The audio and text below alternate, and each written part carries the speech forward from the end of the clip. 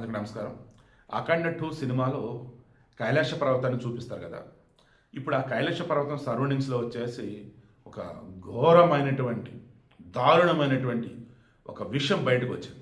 అదేంటంటే నందాదేవి పర్వతాలు అని అంటారు. ఎవరెస్ట్ తర్వాత అదే పెద్దదంటారు. దాన్ని కూడా చాలామంది అధిరోహించారు. అక్కడ 1965 ఆ సమయంలో చైనా మీద నిఘా పెడతం కోసం ఈ అమెరికా వాళ్ళు ఒక న్యూక్లియర్ ఎనర్జీతో నడిచేటువంటి, అంటే అది ఎనర్జీ అన్నట్టు, ఇక ఎక్విప్మెంట్ రిమైనింగ్ అవన్నీ అన్నట్టు, ఆడ ఒక చిన్నపాటి స్పైస్ అంటే నిఘా కేంద్రం ఏర్పాటు చేయబోయారు. ఆ సమయంలో మంచు తుఫానులు వచ్చేసి ఏటోలెట్ పారిపోయారు, బేస్ క్యాంప్కి వచ్చేసారు. బట్ వాళ్ళు తీసినటువంటి న్యూక్లియర్ జనరేటర్ ఉంటే అక్కడ వదిలేశారు. అది రీసెంట్ టైమ్స్లో యాక్టివ్ అయిందని చెప్పేసి బీజేపీ ఎంపీ నిష్కాంత్ దూబే పార్లమెంట్లో అన్నాడు. గతంలో మొరార్జీ దేశాయ్ కూడా ఒప్పుకున్నాడు. అమెరికా వాడు చైనా మీద నిఘా పెట్టడం కోసం వచ్చాడు, ఆ నందాదేవి పర్వతం మీద న్యూక్లియర్ స్పై సెంటర్ ఒకటి పెట్టబోయినాడు, బట్ వాళ్ళు ఇక ఫెయిల్ అయ్యారు, వచ్చేసారు అని చెప్పేసి. సో ఇప్పుడు విషయం ఏంటంటే, మొన్న రీసెంట్గా ఉత్తరాఖండ్లో వరదలు వచ్చిన అండ్ ఊహించిన విధంగా హిమనీయ నదులు కరిగిపోతున్నా, అకస్మాత్తుగా మంచు పర్వతాలు నదుల్లో పడిపోయి వరదలు వస్తున్నా, దీనికి కారణం ఏంటంటే ఇదిగో ఈ న్యూక్లియర్ జనరేటర్, ఈ న్యూక్లియర్ పవర్ అది వేడి పెరిగిపోయి అకస్మాత్తుగా పర్వతాలను కరిగించేస్తుంది, వరదలు వచ్చేస్తుంది అని చెప్పేసి ఈయన చెప్పుకుంటూ వచ్చాడు.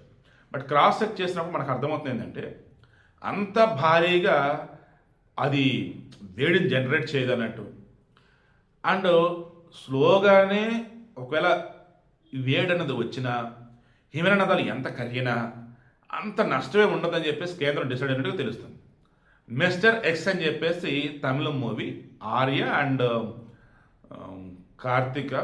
Gautam Karthik I think hero వాళ్ళ కొడుకు అతను, mister X Arya and Manju Warrier ఆమె కూడా ఉన్నారు.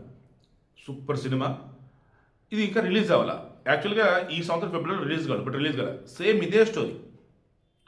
హిమాలయ పర్వతాలలో ఈ న్యూక్లియర్ జనరేటర్ పట్టుకెళ్ళిపోయి ఒక నిఘా కేంద్రం పెట్టాలన్నది అమెరికా ప్లాన్.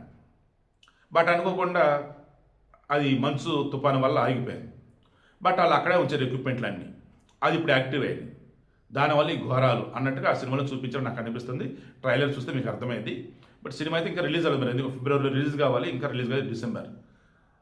నాకు తెలిసి ఆ సినిమా కనుక వస్తే సూపర్ డూపర్ హిట్ ఇద్దరు అనుకుంటున్నా. సరే పాయింట్కి వస్తున్నాం, సింపుల్గా క్లోజ్ చేస్తాం. చూడండి, ఎప్పుడైనా కానీ మన దేశంలో ప్రయోగాలు అనేవి మనం చేస్తే ఓకే, ఎందుకు మన క్లారిటీ ఉండేది. మన దేశం కాబట్టి ఇన్ కేసు తేడా వస్తే మనమే పోతాం కాబట్టి జాగ్రత్త ఉంటాం. అదే వేరే ఓడికి నువ్వు ప్రయోగాలు చేసుకో, నీ కాలం సెంటర్లో పెట్టుకో, బేస్ స్టేషన్ పెట్టుకొని ఇచ్చావు అనుకో, వాడికి నచ్చినట్టు వాడు చేస్తాడు, తేడా పెడితే వదిలేసి వెళ్ళిపోతాడు. ఆ తర్వాత అలాంటిది మనం.